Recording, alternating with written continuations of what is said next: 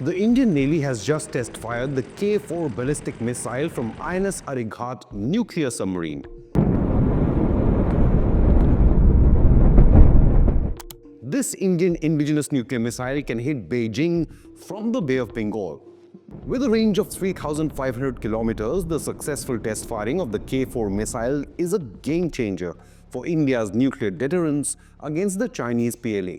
The test will send shockwaves in China, which has ambitions of building the world's biggest submarine fleet.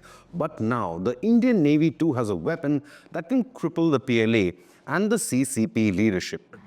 I'm in danger! The successful firing by INS Arighaat, India's second indigenous nuclear submarine, can also put a stop to any Chinese expansionist ambitions in the Indian Ocean region. The combination of INS Arighaat and K-4 missile is also more fearsome than any Pakistani military asset.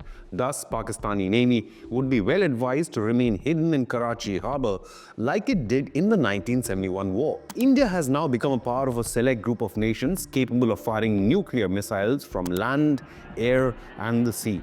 Defense sources have been quoted in news agency ANI on the details of the K-4 missile test in the Bay of Bengal, saying the Indian Navy, quote, carried out the test firing of 3,500-kilometer K-4 ballistic missile from the newly inducted nuclear submarine INS Arighaat. The test results are being analyzed. The boat is operated by Strategic Forces Command. The test of the ballistic missile was done for the full range, unquote.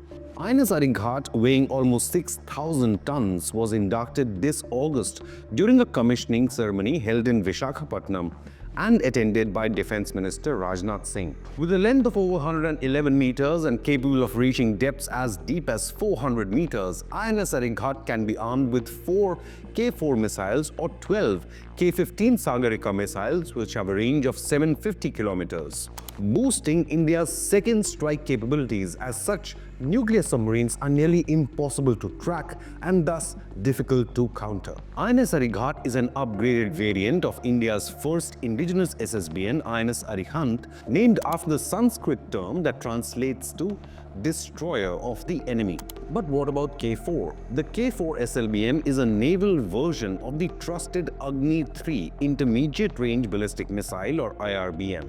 Developed by India's Defense Research and Development Organization or the DRDO, the K-4 is a state-of-the-art missile carrying 2,500 kg strategic nuclear warhead and a 2-stage solid rocket motor, ensuring reliable propulsion and high performance. While India has a no-first-use nuclear policy, the same cannot be said of China and Pakistan. Thus, the combination of INS Arighaat and K-4 becomes crucial for a successful second strike.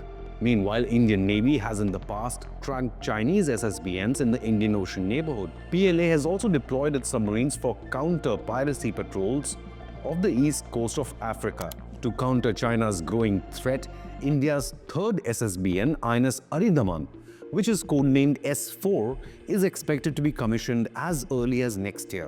Post INS Aridaman, New Delhi has plans to launch much larger nuclear submarines. The fourth SSBN will be part of a 90,000 crore rupee advanced technology vessel project equipped to carry at least 8 to 10 K-4 missiles. Meanwhile, the Modi government has also given its nod for 2 nuclear-powered attack submarines or SSNs. On the other hand, China is building submarines at an impressive rate. US intelligence reports claim PLA has 60 submarines, including 6 ballistic missile nuclear submarines, 6 nuclear-powered attack submarines, and 48 submarines powered by either diesel or air-independent propulsion or AIP, also known as hunter-killer submarines. Now, reports suggest the capabilities of China's 2 new nuclear submarines, the Type 95 and Type 96, match those used by the US and Russia.